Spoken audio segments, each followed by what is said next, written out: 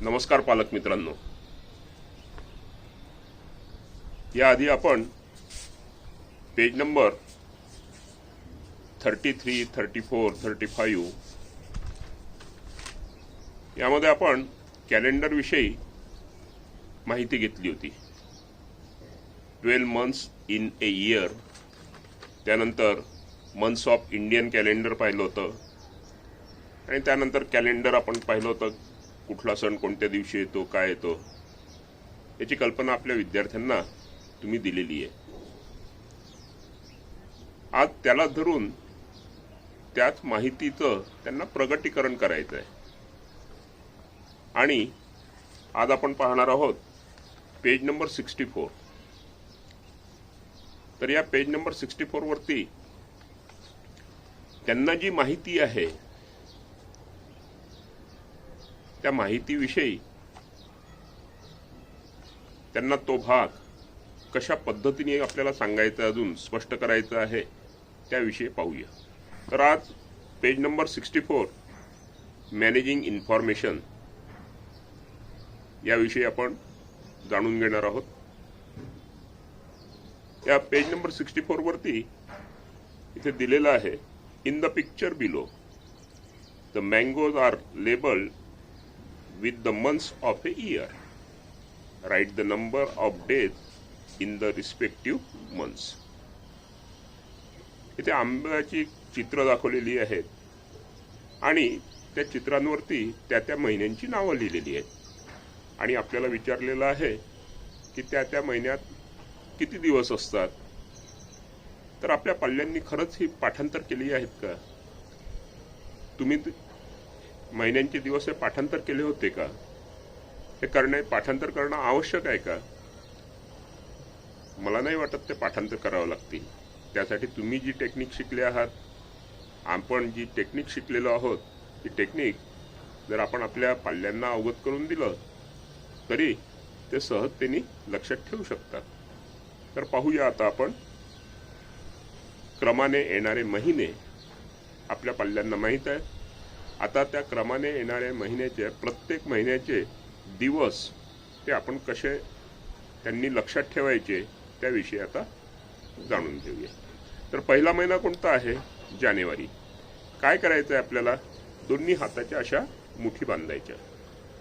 दोन्ही हाताच्या मुठी बांधल्यानंतर आपल्या या मुठीवरती इथे खडे दिसतात, मोठे हाड समोर आलेले जे दिसतात,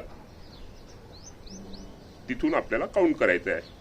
इथून आपल्याला काउंट करायचं आहे. 1, त्यानंतर गड्डा येतो, परत वरती खडा दिसतो, परत एक गड्डा, खडा, गड्डा, खडा, परत खडा, गड्डा, खडा, गड्डा, खडा, गड्डा.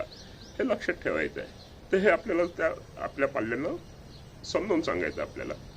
तर आता आपण स्टार्ट करूया. पहिला महिना कोणता आहे? मग जानेवारी. मग पहिला महिना कशावर आपण मोजून राहिलो? इथे हा खड्यावर येऊन राहिला आहे. म्हणून जानेवारी महिन्याचे दिवस 31 दिवस. ज्या महिन्यांचे दिवस म्हणजे खड्यावरती ते नाव येतील त्या महिन्याचे 31 दिवस असतात, हे त्यांना समजून सांगायचं आहे. मग जानेवारी महिन्याचं नाव खड्यावरती आलं आहे म्हणून जानेवारीचे दिवस झाले 31. त्यानंतर खोलगट भाग दिसतो आपल्याला. या खोलगट भागामध्ये येतो आहे फेब्रुवारी. आता खोलगट भागामध्ये येणारे जे प्रत्येक महिने राहतील त्यांचे दिवस असतात 30.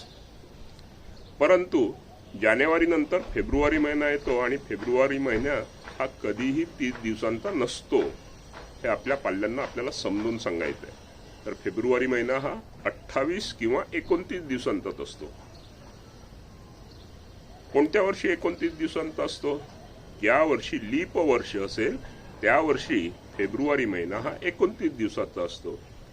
परंतु ज्या वर्षी लीप वर्ष नसेल त्या वर्षी तो 28 दिवसांचा असतो. आता आपल्याला पाल्य प्रश्न करतील, हे लीप वर्ष म्हणजे काय? तर त्यांना सांगायचं आपण समजून, लीप वर्ष म्हणजे आपण समोरच्या भागात पाहणार आहोत ते, असं त्यांना सांगायचं आहे तुम्हाला. इथेच आपल्याला त्यांची लीप वर्षाची कन्सेप्ट आपल्याला क्लिअर करता येणार नाही, कारण की त्यांना लीप वर्ष कसं काढायचं हे आपल्याला आपण जरी त्यांना समजून सांगितलं तरी त्यांच्या लक्षात येणार नाही. म्हणून आपण त्यांना सांगायचं की लीप वर्ष, फक्त लीप वर्षात तो 29 दिवसांचा असतो आणि बाकी लीप वर्ष नसेल तर फेब्रुवारी महिना हा 28 दिवसांचाच असतो. तर पाहूया मग. जानेवारी 31 डेज, फेब्रुवारी 28 और 29 डेज. त्यानंतरचा महिना मार्च हा खड्यावरती आलाय म्हणून 31 डेज. एप्रिल कुठे आलेला आहे? एप्रिल महिना परत खाली आलाय खोलगट भागात, तर एप्रिल महिन्याचे 30 डेज. मे 31 डेज. जून 30 डेज. जुलै 31 डेज. जुलै नंतर आता हा घेऊ आपण, August 31 days. September 30 days. October 31 days. November 30 days आणि डिसेंबर 31 डेज.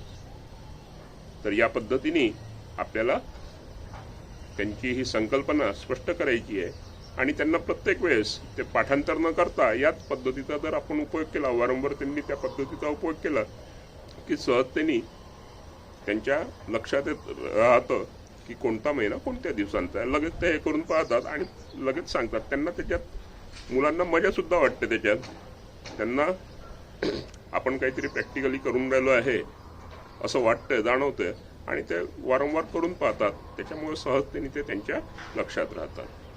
तर या पद्धतीने काउंटिंग करून कोणता महिना किती दिवसांचा असतो हे आपल्या पाल्यांना या पुस्तकामध्ये जे मंथ्सची नावं दिलेली आहेत क्रमाने येणाऱ्या, त्याच्या खाली कोणता महिना किती दिवसांचा असतो ते लिहायला सांगा आणि ते लिहून झाल्यानंतर त्याखाली दिलेले जे प्रश्न आहेत ते प्रश्न त्यांच्याकडनं आपल्याला सोडून घ्यायचे. पाहूया आता आपण पहिला प्रश्न काय म्हटलं. Use the picture above the complete the sentence. Use the picture above to complete the sentence. The picture gives the names of months.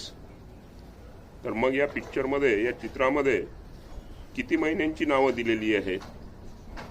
तर 12 महिन्यांची नावं दिली आहेत. म्हणून या बॉक्समध्ये काय लिहावं लागेल त्यांना? 12 months.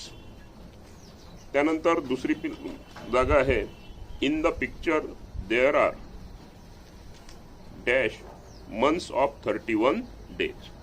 आता त्यांना 31 डेजचे किती महिने आहेत ते त्यांना काउंट करायला लावायचे आहेत. मग कोणते कोणते आहेत 31 डेजचे महिने? जानेवारी, मार्च, मे, जुलै, ऑगस्ट, ऑक्टोबर आणि डिसेंबर. किती महिने झाले हे? तर हे झाले जानेवारी 1, मार्च 2, मे 3, जुलै 4, ऑगस्ट 5, ऑक्टोबर 6 आणि डिसेंबर 7. म्हणजे there are in the pictures there are 7 months of 31 days. त्यानंतर there are dash months of 30 days. मग 30 डेजचे कोणते कोणते मंथ्स आहेत ते त्यांना काउंट करायला लावायचे आहेत. 30 डेजचे जे मंथ्स आहेत त्यामध्ये आता फेब्रुवारी येईल का? घ्यायचा का आपण फेब्रुवारी की नाही घ्यायचा? आपल्याला फेब्रुवारी 30 डेजचा नाही, त्याच्यामुळे फेब्रुवारीला आपल्याला काउंट करायचं नाही. मग कुठून काउंट करू आपण? एप्रिल, जून, सप्टेंबर आणि नोव्हेंबर. एप्रिल, जून, सप्टेंबर आणि नोव्हेंबर. म्हणजे किती मंथ झाले? हे झाले 4 months. म्हणून काय येईल तिथे? There are 4 months of 30 days. त्यानंतर द मंथ विथ 28 और 29 डेज इज. कोणता महिना आहे तो? 28 किंवा 29 डेजचा महिना कोणता आहे? तर तो आहे फेब्रुवारी. म्हणून काय लिहायचं आहे? द मंथ विथ 28 और 29 डेज इज फेब्रुवारी. त्यानंतर the first 31 day month after May is. म्हणजे मेच्या नंतर 31 दिवसांचा येणारा महिना कोणता? पहिला महिना कोणता? मेच्या नंतर, आफ्टर मे. मग मेच्या नंतर येणारा कोणता महिना आहे त्यांना काउंट करायला लावा. मेच्या नंतर येणारा 31 दिवसांचा महिना जुलै आहे, म्हणून तिथे येईल जुलै. The first 31 day month after May is July. लक्षात आलं आपल्या कशा पद्धतीने जर आपण त्यांच्या खाली महिन्यांच्या खाली जर दिवस लिहून घेतले तर सहजतेने आपले पाल्य हा भाग सोडवू शकतात. Look at this year's calendar. Look at this year's calendar and fill in the boxes. आता स्क्रीनवरती तुम्हाला कॅलेंडर दिसत आहे, तर हे कॅलेंडर पाहून या जी प्रश्न विचारलेली आहेत त्यातील रिकाम्या जागा ज्या दिलेल्या आहेत त्या आपल्या पाल्यांना फिलअप करायचे आहे. किंवा आपल्या इथे घरी कॅलेंडर आहे या वर्षीचं, ते कॅलेंडर पाहून सुद्धा आपण हे करू शकतोय. तर पाहूया कॅलेंडर. पहिला प्रश्न आहे Ramzan Eid falls in the months of. तर पहा आता जानेवारी महिन्यात कुठं रमजान ईद दिसत आहे का? नाही. दुसरं फेब्रुवारी. पहा बरं या फेब्रुवारी महिन्यात रमजान ईद कुठं दिलेली आहे का? नाही ना. ठीक आहे, मग फेब्रुवारी मध्ये नाही आहे. मग समोरचा महिना येतो आहे मार्च. मार्च मध्ये आहे का रमजान ईद? नाही. एप्रिल मध्ये आहे का? एप्रिल मध्ये रमजान ईद दिसते? नाही. बरं मे पहा बरं. मे मध्ये मे महिन्यात पहा, बरोबर पहा मे महिन्यात कोणत्या तारखेला आहे रमजान ईद? दिसली ना? 14. Very good. 14 मे ला रमजान ईद यावर्षी आहे. त्यानंतर दुसरा आहे Christmas is in fill in the blank. आता क्रिसमस हा सण कोणत्या महिन्यात येतो आहे? चला पाहूया. आपण मे पर्यंत पाहिलं, परत पाहू आपण जानेवारी पासून. जानेवारी महिन्यात पहा दिसतोय का क्रिसमस? नाही. फेब्रुवारी नाही. मार्च नाही. एप्रिल पहा, मे, जून, जुलै, ऑगस्ट, सप्टेंबर, ऑक्टोबर, नोव्हेंबर. अरे कुठंच नाही दिसत आहे हा सण तर क्रिसमस. म्हणजे क्रिसमस आहेच नाही का? बरं, शेवटचा महिना कोणता आहे? डिसेंबर. डिसेंबर मध्ये कोणत्या तारखेला आहे? 25 डिसेंबर. 25 डिसेंबर हा क्रिसमस आहे.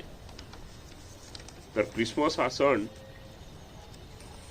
कोणत्या दिवशी साजरा केला जातो? येशू ख्रिस्तांचा जन्मदिवस म्हणून तो दिवस 25 डिसेंबर आहे. म्हणून 25 डिसेंबर या दिवशी क्रिसमस हा सण साजरा केला जातो. नेहमी लक्षात ठेवायचं, क्रिसमस कधीच बदलणार नाही. त्याची डेट ठरलेली आहे. काय डेट आहे त्याची? 25 डिसेंबर. त्यानंतर माय बर्थडे इज इन. आता तुमचा वाढदिवस कोणत्या महिन्यात येतो आणि कोणत्या तारखेला येतो ते तुम्हाला कॅलेंडरमध्ये पाहायचं आहे. शोधा तुम्ही. प्रत्येकाने आपापला जन्मदिवस कोणत्या महिन्यात कोणत्या तारखेला येतो तिथे नोटिंग करून ठेवायचं आहे प्रत्येकाने. त्यानंतर दिलेला आहे आपल्याला समोर डॅश इज महाराष्ट्र डे. आता महाराष्ट्र डे म्हणजे महाराष्ट्र दिवस कोणत्या दिवशी साजरा करतात? तर ती तारीख आहे ज्या दिवशी आपला महाराष्ट्र अस्तित्वात आला. तो दिवस महाराष्ट्र दिवस म्हणून साजरा करतात. तो दिवस आहे कॅलेंडरमध्ये तुम्हाला पाहायचा आहे. तो येतो 1 मेला. तर महाराष्ट्र डे हा कधी बदलणार नाही, चेंज होणार नाही. म्हणून तो डे नेहमी लक्षात ठेवायचा आहे. कोणती डेट आहेत? 1 मे, महाराष्ट्र दिन. याच दिवसाला अजून दुसरं नाव आहे, पहा कॅलेंडरमध्ये दिलेलं असेल, 1 मेला महाराष्ट्र दिन. त्यालाच काय म्हणतात अजून? कामगार दिन सुद्धा म्हणतात. हे लक्षात ठेवायचं आहे आपल्याला. त्यानंतर the dash is teachers day. Teachers day म्हणजे शिक्षक दिन. मग शिक्षक दिन कोणत्या दिवशी साजरा करतात? कॅलेंडरमध्ये पाहायचं आहे तुम्हाला.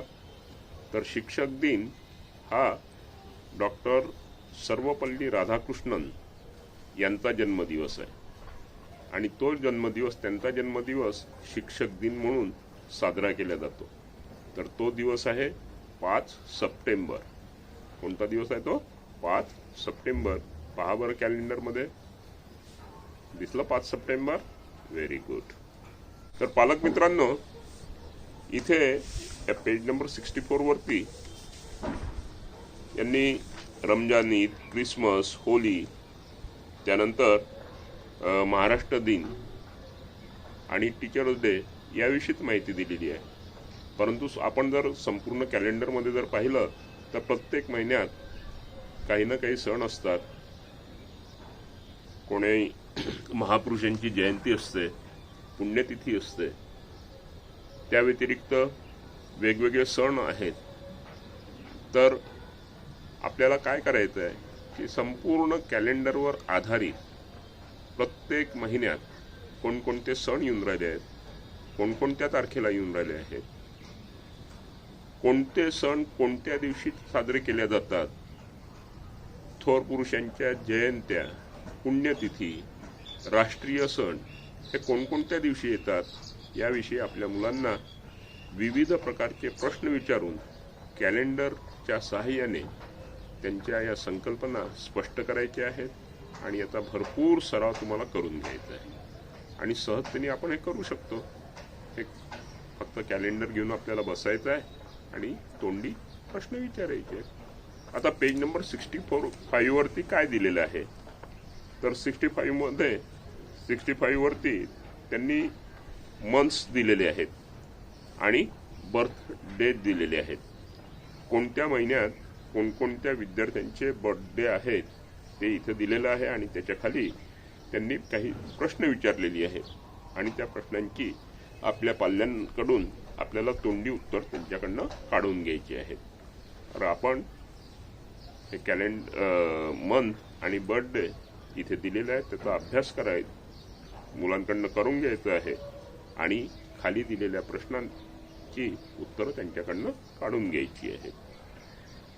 धन्यवाद.